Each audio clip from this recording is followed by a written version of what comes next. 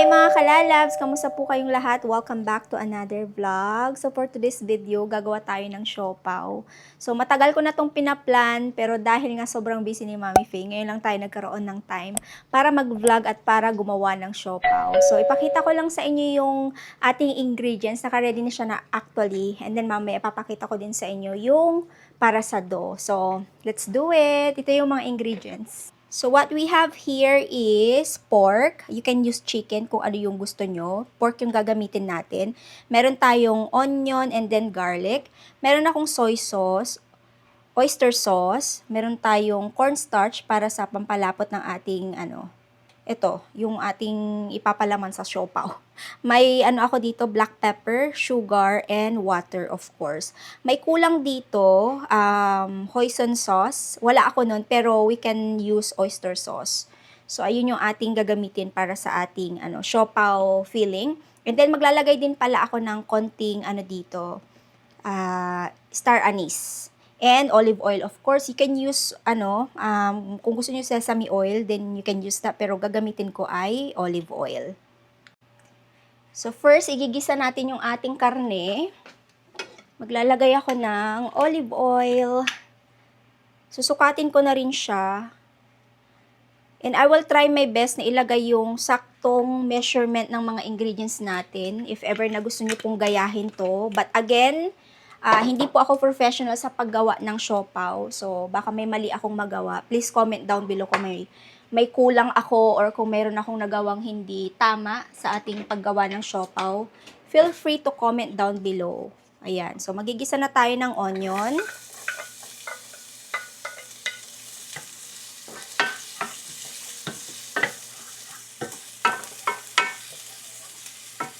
And then, we will add the garlic na rin.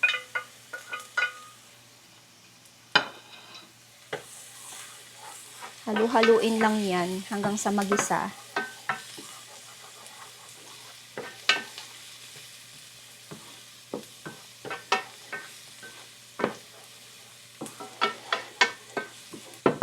Lagay natin yung ating karne.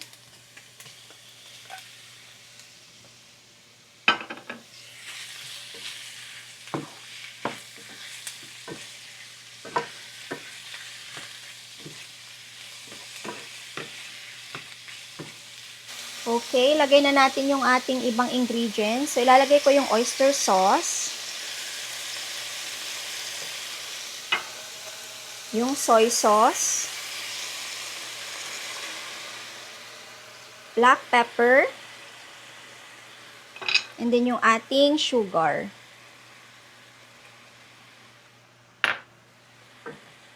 Haluin lang natin to.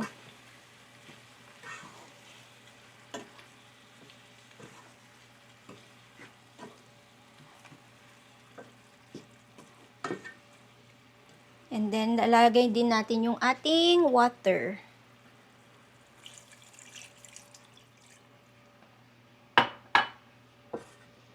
And hihintayin lang natin tong lumambot. So, habang hinihintay natin to, tayo ay magpre-prepare ng ating ingredients para sa ating dough. Then, takpan ko lang yan. And see you later. So, ito na yung itsura ng ating karne, mga kalalas. Ayan siya. So, nadudurog-durog naman na siya. So, ang gagawin ko is lalagyan ko siya ng cornstarch para mas mas lumapot pa.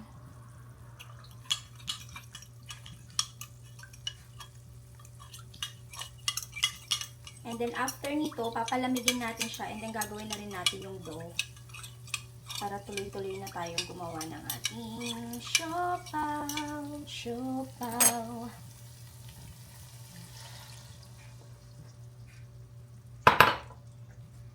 Yummy. Ayan, nadurog yung yung karne. Hindi naman yung durog na durog, pero malambot na siya.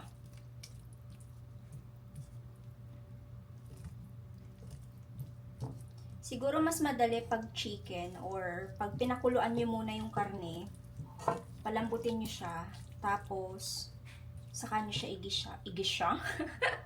Saka nyo siya igisa. Para alam niyo yun, yung tawag dito,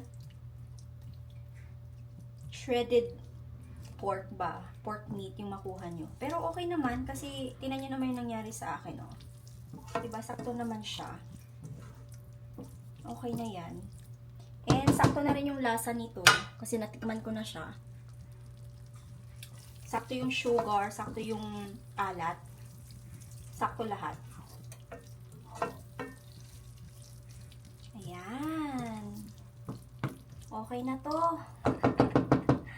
Okay. Lipat natin siya sa bowl and then gawin natin yung dough.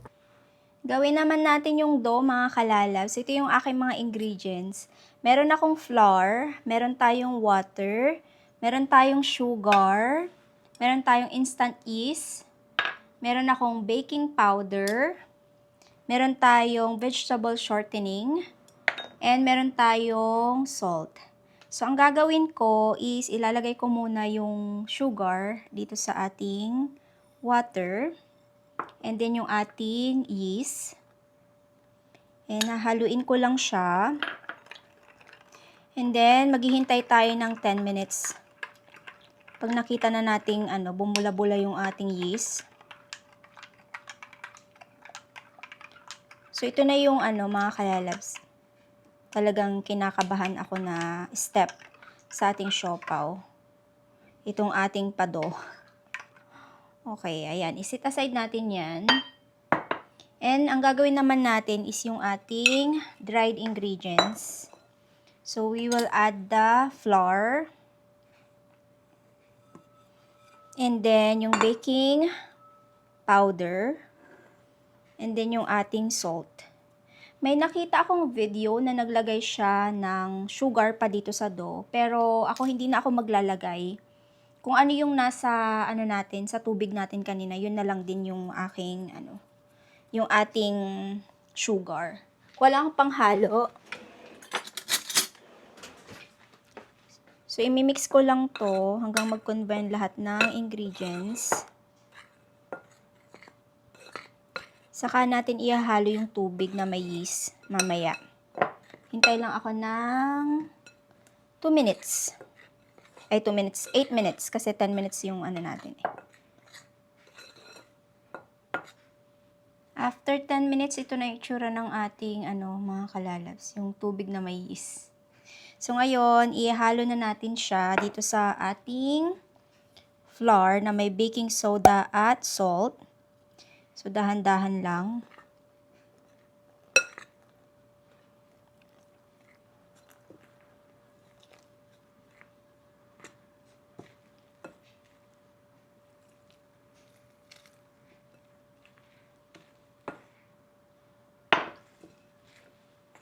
Wala kasi akong manual tayo mga kalalabs. Wala tayo nung pang mixture ba yun? Mixer or panghalo. Oopsie. Okay. Slowly but surely. Naghugas na ako ng kamay. So I think gagamitin ko na yung kamay ko to mix this dough.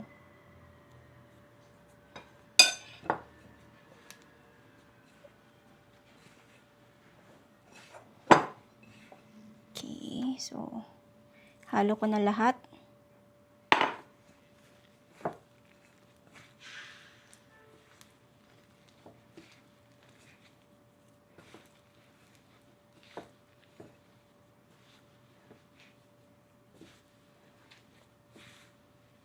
Ito yung mahirap pag walang panghalo.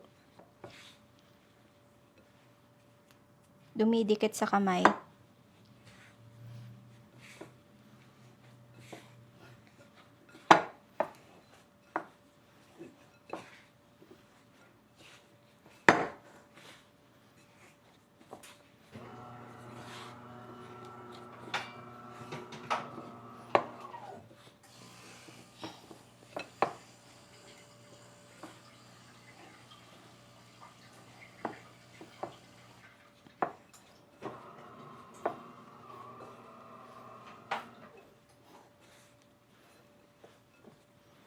Pinagpapawisan ako. Ano ba yan? Siya.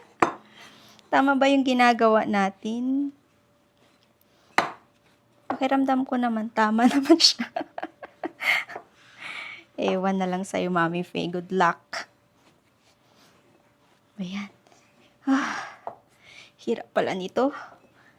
Hirap sa kamay, in fairness, sa braso.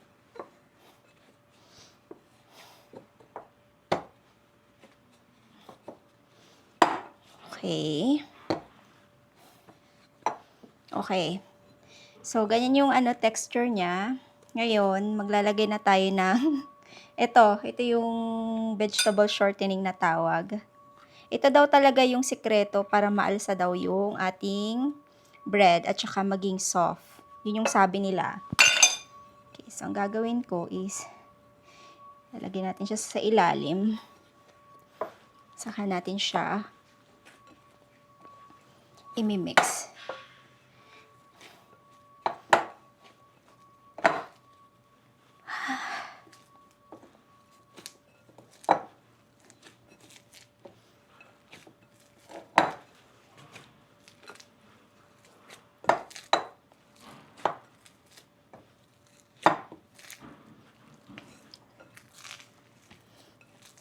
Okay, comment down below mga kalalabs kung tama ba yung ginagawa natin dito.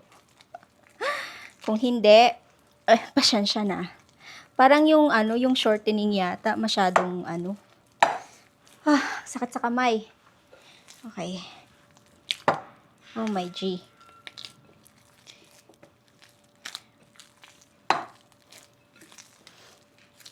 Tama ba itong ginagawa natin, Mami Faye? Mag-add pa ba ako ng flour dito, mga kalalabs? Or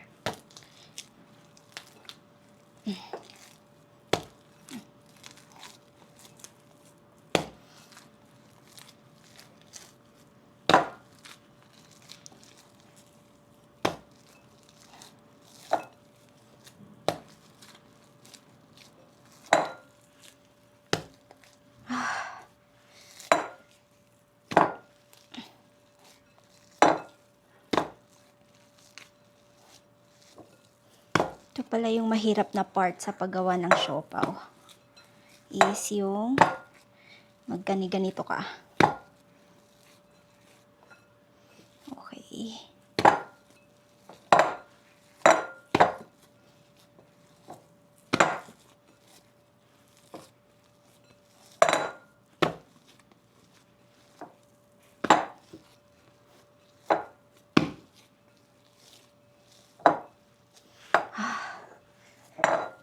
Hingang malalim talaga eh.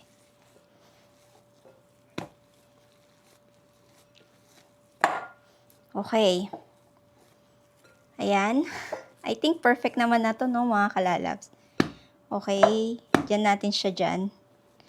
And, iiwan natin to ng 1 hour. Sabi nila dun sa, sa instruction.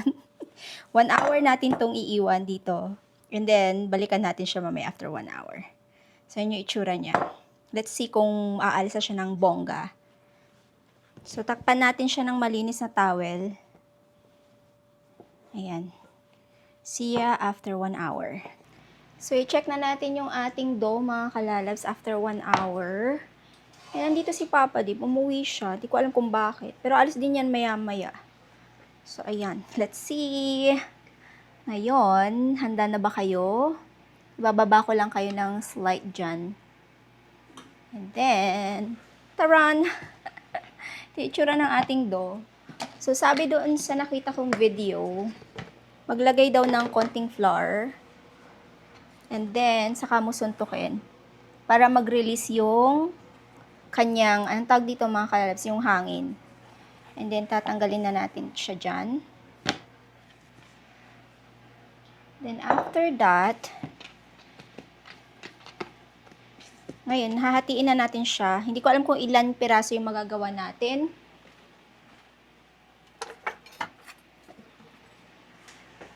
Okay, so, hatiin natin ng parang pizza. Hindi ko alam kung gaano ba kalaki, ganyan. Ganyan ba or ganyan? I think ganyan na lang. Para pantay lahat. Okay, so, ang nagawa natin is 1, 2, 3, 4, 5, 6, 7. 7 pieces. Pero parang ang lalaki naman yata. But, ayan. And then, bibilugin daw.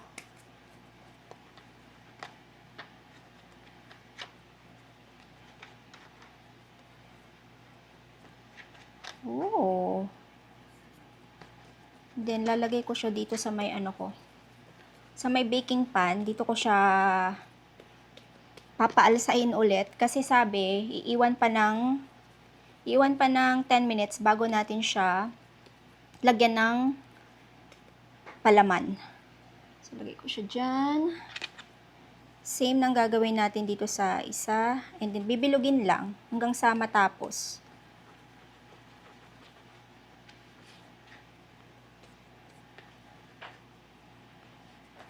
Ayan.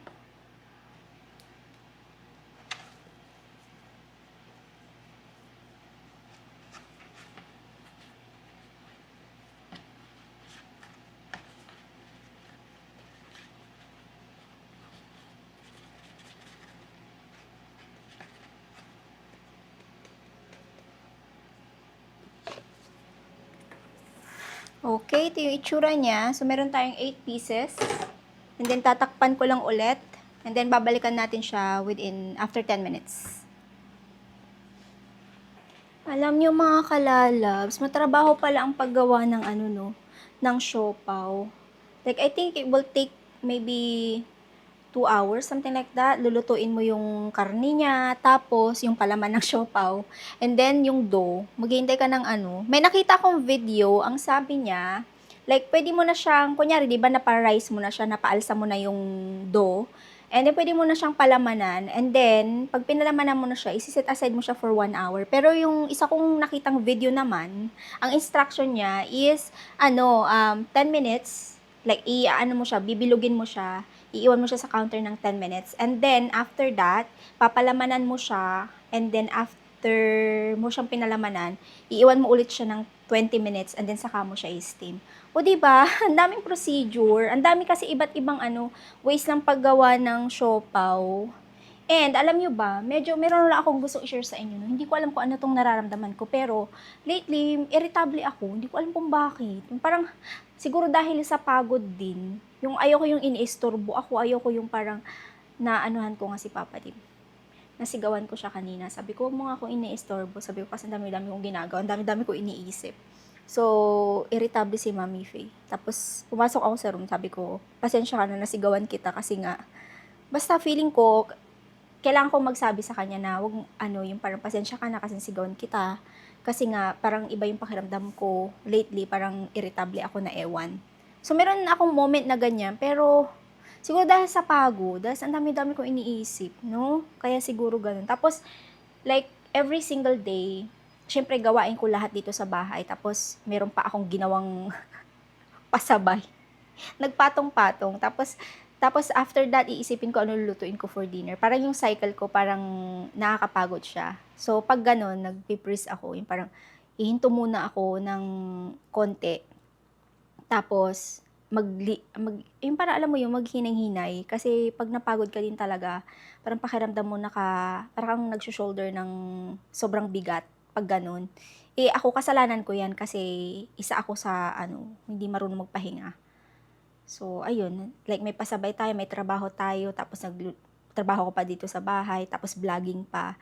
So, if you can see, like hindi ako masyadong nagbablog lately. Pero pag nasa mood ako, nagbablog naman ako. But, yeah, kaya nga today, gumagawa tayo ng siopaw kasi na-promise ko to na gagawa ako ng siopaw.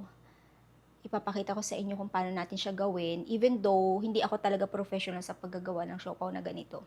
So, inaral ko lang talaga siya ng ilang days, mga kalalabs, para makuha ko siya ng kahit hindi man perfect, at least na-try ko siya. 'Di ba?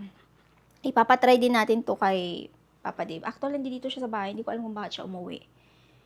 Siguro, hindi masyadong busy sa work. So, hintay tayo, naka-timer ako ng 1 minute and 32 seconds. And then, saka natin papalamanan yung ating dough.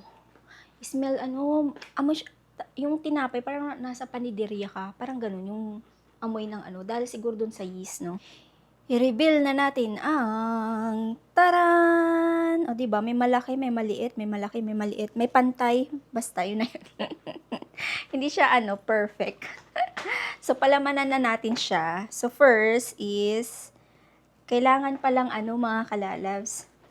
Parang malaki tong isang to Wala ako yung ruling pin na maliit. Pero ang gagawin ko is, kukuha na lang ako ng, lapit ko kayo ng slide, parang ang layo nyo. Ayan. Kita nyo ba? Kuha ako ng na lang, baso. Kasi ako, wala akong pang-roll na yung maliit lang. Meron ako dito sa bahay yung malaki.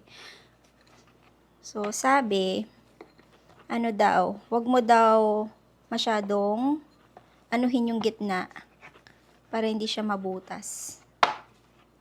Parang ang laki nito, no? Laki niya. Okay, lagyan natin siya ng konting malamig na malamig yung aking pampalaman. Ayan. Tama na ba yan? Tapos, ang gagawin ko is, simple lang yung gagawin ko na pang fold.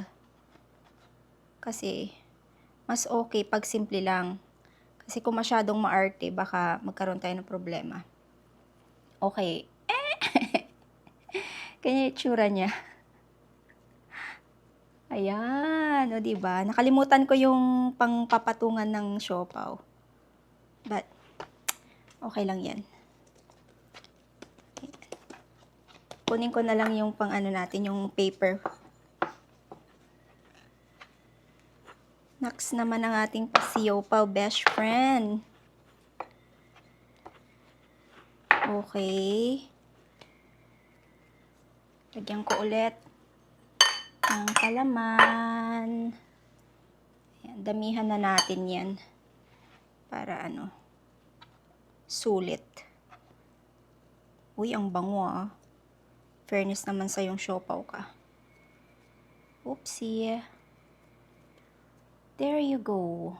Okay, tapusin ko lang lahat to mga kalalabs and then steam natin siya. Pero maghihintay pa tayo ng mga kalalabs, ng 20 minutes bago natin to i-steam ulit. Takpan na lang ulit natin. Matutulog muna siya ng 20 minutes. Saka natin siya steam. Mag-steam na tayo ng ating siopaw mga kalalabs. So naglalagay lang ako ng tela or towel dito sa ating takip ng ating lutuan para hindi matubigan yung ating siopaw. So, mag-steam lang muna ako ng 3 kasi hindi sila kasya. Yung lutuan ko kasi is maliit lang. Lipat tayo dito. Naglagay pala ako ng mga kalalabs, ng konting vinegar dito sa ating pagpapakuluan ng siopaw. Kasi sabi nila, puputi daw yung siopaw kung maglalagay ng vinegar. So, ito yung itsura ng ating siopaw ngayon. I-steam lang natin siya ng 12 minutes or 15. Okay, yan na lang muna yung ating lulutuin. Okay, takpan na natin. See you in 12 minutes. Excited na ako. Tara! Ng ating siopaw. Ang laki-laki. Oh my God, excited na ako. Okay, ito yung first batch natin and then lutuin ko na lang yung iba, yung natira. Let's try this siopaw. Kung masarap nga ba siya? Malambot ba? Ay! Mainit-init pa to Pero ready na ba kayo na matikman ang ating siopaw? Taran! Thank you naman sa pinsan ko na si Matilda. Ayan, shout out sa'yo. Ito yung paano niya Ito yung talaga yung kanyang the best na recipe. Pero, may iniba lang ako na konti sa recipe niya. May tinanggal ako. So, yung makikita nyo lang is yung some of the recipe na meron siya. Pero yung talaga, yung original is hindi ko siya nagawa. May tinanggal ako. 2 actually. Sa recipe niya, meron siyang patis. Tapos, meron siyang nilalagay na pampalapot para sa kanyang yung palaman ng siopaw. Meron siyang ginagamit. Yung ginagamit niya is kamote. So, yung mga kamote na nakita ko is purple yam. Tapos, ano pa ba yung mga nakita kong yung Japanese sweet potato, ganyan. Wala yung regular na meron tayo sa Pinas ba. So, sabi ko, ang gagamitin ko na lang is cornstarch. So, let's see kung masarap ba to. Okay, try natin. Ang ating first siopaw. Mainit-init pa. Ooh! Yummers! Okay, tikman natin ng wala pa siyang, tingnan yung itsura niya sa loob. Tikman natin ng wala pa siyang sauce. Kung masarap pa siya. Kasi ang talagang gusto kong ma-achieve is yung malambot na tinapay. Tsaka, syempre yung sa loob masarap, 'di ba? Pero alam ko na masarap yung sa loob niya kasi nga natikman ko na siya kanina. Ang gusto ko lang talagang ma-achieve na mas soft is yung ating tinapay ng siopaw. So, ayan, kain po.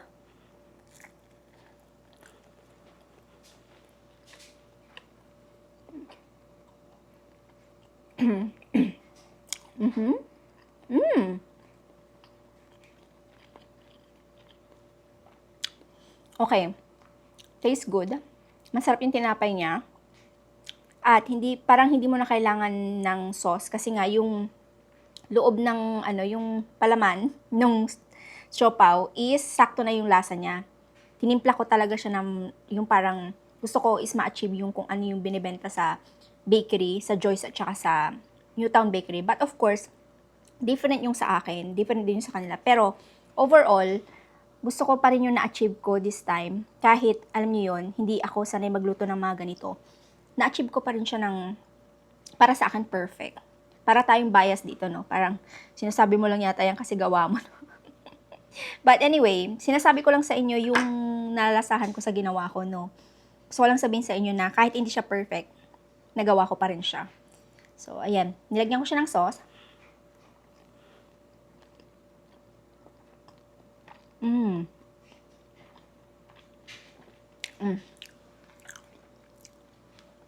Alam niyo, masarap siya. I like it. Ito na yung magiging parang lunch and dinner ko.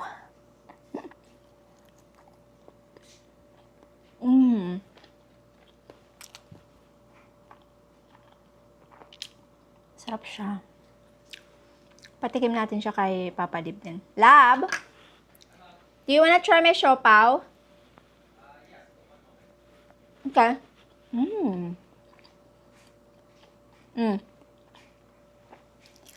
Itong sauce ko, mga kalabs, di ba yung sa sa siopaw?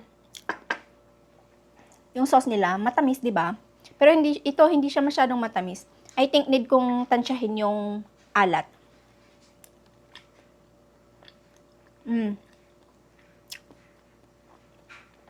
Lagyan ko siya ng star anise. Nabanggit ko ba? Para meron siyang parang lasang kakaiba din. Yeah. Sarap.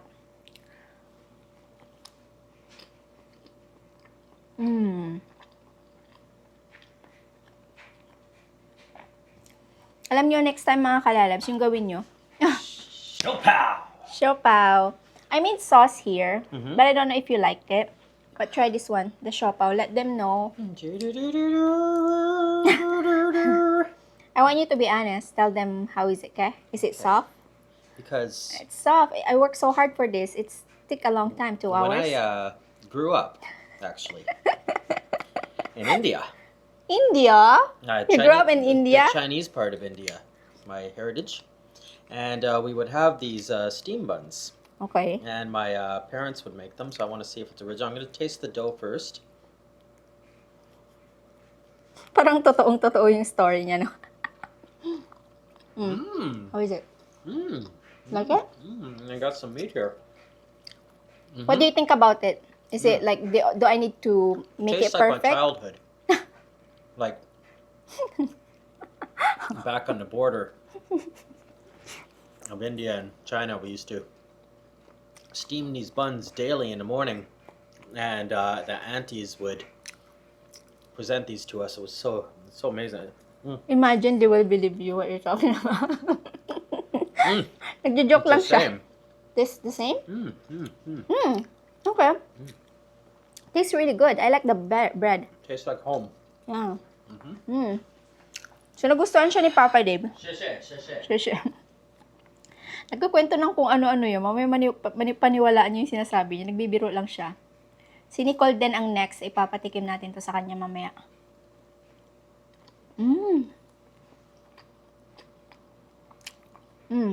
Ang saya ko mga kalabs kasi nakagawa ako ng siopaw sa bahay. Na hindi ko akalain na magagawa ko siya.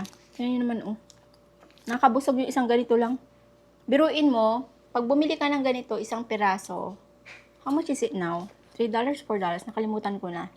Ngayon, kung gusto mong gumawa, pwede mo nang gawin. Naka 8 pieces ka, 12 pieces ka, makakagawa ka na yan. O, diba? Pwede mo siyang i-ref. I-steam mo muna siya bago mo siya i-ref or i-freezer. And then, i-steam mo ulit siya pag gusto mong kainin. Diba? Pag nag-crave ulit ako ng siopaw, meron na akong siopaw sa bahay. Okay. Happy ako.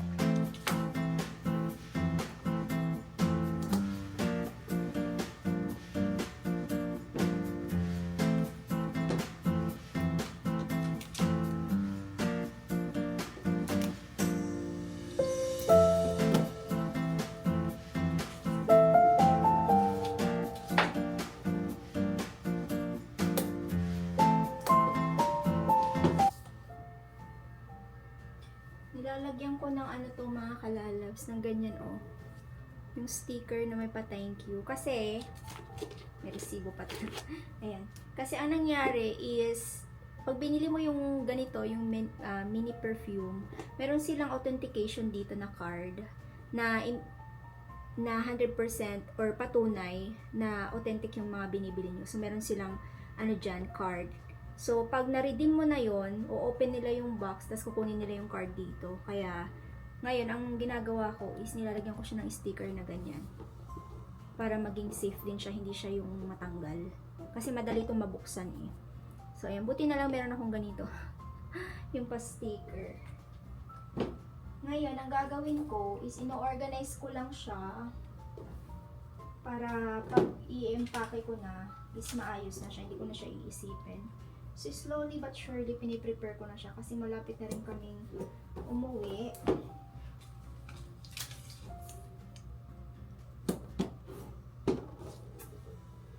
Ayan. Higyan natin siya ng pa-tape.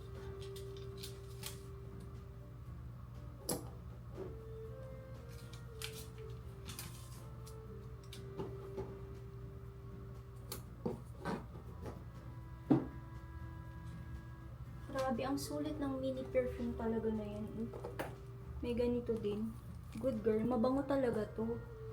Ferragamo. Ito yung na-try ko na sobrang maganda din. Mabango na siya. Bukod sa mabango is maano yung long lasting. Hindi ko pa na-try yung Burberry nila. Burberry, tama ba? Yung YSL mabango talaga siya. Ayan. So, nalagyan ko na lahat. Ito naman, ang ginawa ko is binuksan ko siya kasi di ba pa ganyan siya. Ayan, ang ginawa ko, nilagyan ko siya ng tape dito sa loob. Kasi pag naalog siya, matatanggal yung takip. Yung ginawa ko, nilagyan ko para ma-secure siya. Kasi ayaw natin magka-problema, di ba? And then, ang gagawin ko, lalagyan ko rin siya ng tape dito sa side. Diyan, para hindi siya mabuksan. Secure ba? Diba?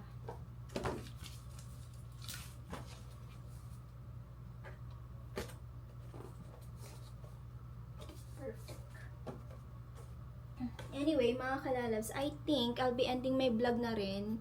Kasi yun na lang din yung ganap ko na naipakita ko sa inyo kung paano tayo gumawa ng siopaw. So, sana po ay na-enjoy nyo. We will see you on our next vlog, mga kalalabs, kasi medyo mahaba-haba na tong vlog na to. Maraming salamat po. Stay safe, always be kind, and God bless us all. Bye-bye! See you next vlog!